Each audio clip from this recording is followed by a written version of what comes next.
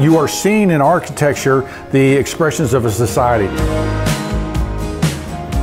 The way we used to build has been forgotten. And so part of the challenge for us today is to look back to those things and remember, get inspired, and build better today.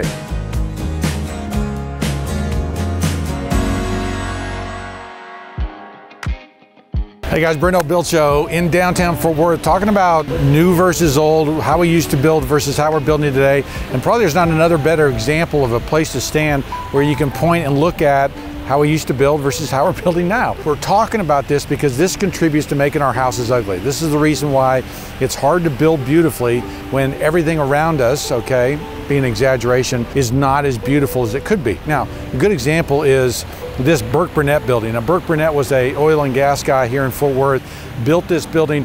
That white stone you're looking at is terracotta. So it is a beautifully built historic building, has this incredible ornamentation, incredible detail, incredible materiality, right? And notice that you've got terracotta, you've got marble, you've got granite, you've got brick, you've got cut stone, you've got terracotta, okay? Now, compare that to maybe one of these glass structures that's hulking over the shoulders of these smaller buildings, and it's just a single material, right? It's glass and steel. They're not as ornamented, and they're dull, okay? The beauty of that early design when Mies van der Rohe did the Seagram's building is it stripped the building back to its pure essence, right? The structure and this frame of it. The problem is that it was so easily copied that now our downtowns all look the same.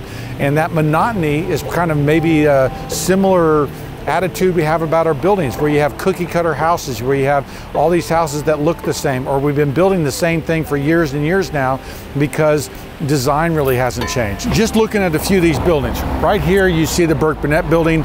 Right there is a zigzag architecture. That's an arts and crafts building. It's now a Marriott hotel, but it was a very early Art Deco building that we see, you know, coming up that skyline. The other reason Fort Worth's a good example of what to look at in a downtown is because there is actually a restoration of downtown Fort Worth that was done in the 80s. The Bass brothers here in Fort Worth put a lot of money into downtown and revitalized downtown really early, before a lot of other cities did. And so the investment and the money they put into this place early on in the 80s, when downtowns were kind of falling apart, is important, because you'll see a mural on this building, and they did a number of murals down here. This water garden down here with this architecture that's speaking to the historic architecture is rare.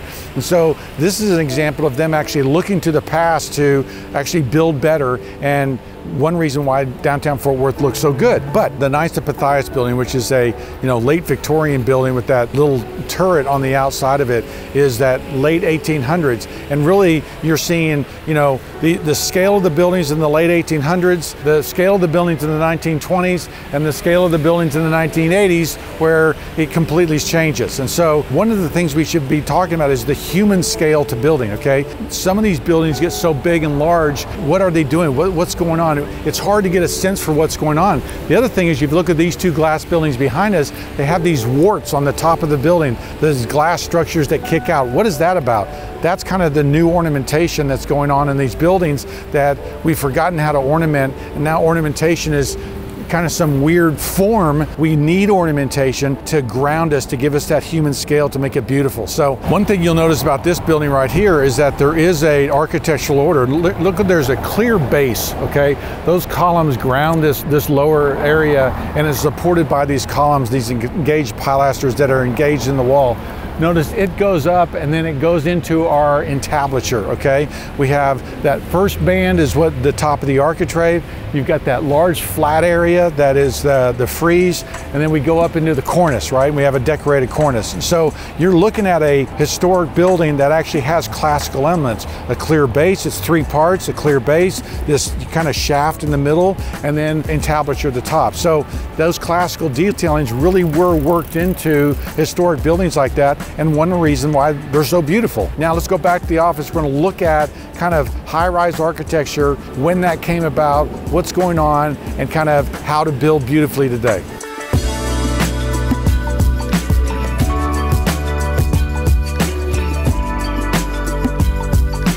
Okay guys, I want to dig in a little bit more with high-rises and why things change the way they do. This is 1910. Okay, this is the Woolworth building in New York. Gothic Revival. It's a fantastic building. It's beautifully done. Cass Gilbert was the architect.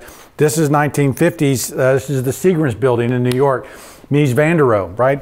Certainly the way we have built, the ideals are different. Now, I've explained it before when I've talked about what Mies did with this building is he stripped away the skin and wanted to get back to this honesty in the building, this that you see the form and the structure underneath, right? Taking it back, taking the skin off, making it more honest, because there was a feeling at the time that Gothic Revival, the Classic Revival, was a rehash, okay, of old ideals, and so it was a copy, so they wanted to pull the skin away, right?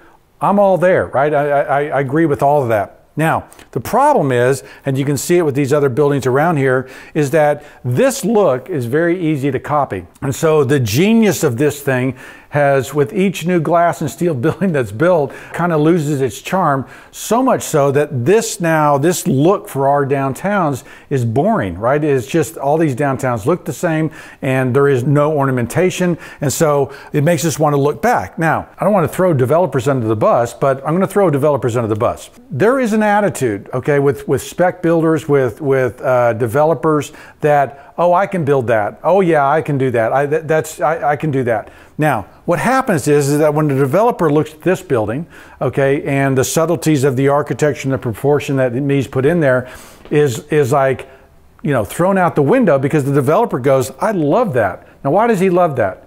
Because it's cheap. Because it's easy and he can copy it, okay? And he's going to get style points because he's copying it, right? The reason I'm bringing that up is because the same thing happens with home building. The same thing happens with developers when they're building houses. The same thing happens with production builders. Oh yeah, we can do a traditional house. Oh yeah, we know how to do that. And they take those stickers out that we've talked about in other things and throw some columns on there and go, yeah, I got a traditional house. They don't chase after those details as much. Now realize that the whole industry is running this direction because there's a lot of money there. There's a lot of ways to make money. Now, if you want to build a beautiful house, if you want to build a house that's special, a house that matters, a house that's important, okay, it's going to be a fight. And I've explained this to clients before, that if you are really dedicated to that kind of look and that kind of feel and that kind of building, okay, you really have to swim against the tide and fight for your columns that have emphasis and that have proper proportions. Fight for moldings because no one knows how to put in moldings anymore. Fight for long-lasting windows. Fight for products that are going to last for 100 years. Why would you want to spend money on that product? You're only going to live in the house 10 years. There's so many people running down that road that eventually our houses are going to be so disposable that in 10 years they're going to fall apart. We are no longer building for things that are going to last 100 years or 200 years or 300 years. And so this, maybe more than anything else, shows that disparity between how we used to build and how we build now. A good example is if you've followed any of my Buildings and Brews when I talk about modernism. If you know that Mies van der Rohe did the Farnsworth house, it's basically that glass house, it's up on stilts. There's this orientation in the glass that does this, basically the way it's broken out. And each one of these is a golden ratio, okay? So you break it down and you do this thing, you get the you know, scrolling volute and all that kind of stuff, but it's wonderfully laid out. Now, people today will go, oh, I can build that glass box, it's easy. All you do is glass, look how simple that is. I can do that easy. But when you study the Farnsworth house and you study how it's put together, because Mies was trained as a traditionalist in classicism, he brings to modernism and modern design this classical sensibility that makes it beautiful. And other people will just look at the glass box and go, yeah, I can do that, and you know, throw something together. Oh yeah, he put his divisions here. Well, look what I'm going to do. I'm going to do this accent wall on my glass, and it's going to be so fun and interesting. And it ends up being a mess. We don't realize how this house was originally put together and organized, and we think it's easy or we think it's simple, and we end up with cheaper and cheaper and cheaper houses. The other thing that makes these buildings work, and we looked at it when that downtown building, but basically there was a organization, if you remember, that there was a base. There was a clear base, there was a shaft that went up, and then there was a entablature at the top, okay? And those were expressed with different materials. But remember, we had those columns that went down here, and then there was a little mini entablature, then it went up, right? And so there was a proportional relationship for how the building was put together. It wasn't just a tall, you know, building with ornamentation. It was actually organized and put together in a beautiful way. Our buildings can still be done that way. Our buildings can still be beautiful, can still be proportional, can still follow scale, and can still be awesome contributing pieces to our downtowns and our built environment, but we just have to remember the past because we did used to build better. There are examples of commercial builders who are doing things differently.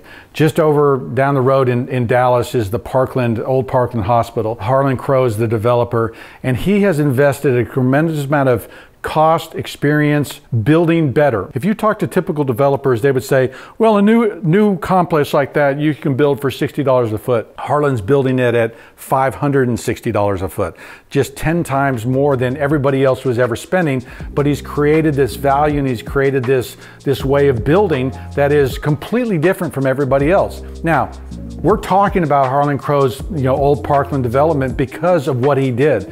And that is the exciting thing about when you build something different, when you build something beautiful, it really can make a difference because it's so different from what everybody else is doing. So, the things that we're building here, we're very lucky. We have clients who care about that stuff and help us fight for what is more beautiful and what is better. But anyway, it really does improve the quality, raise the bar, and change the way we think about building.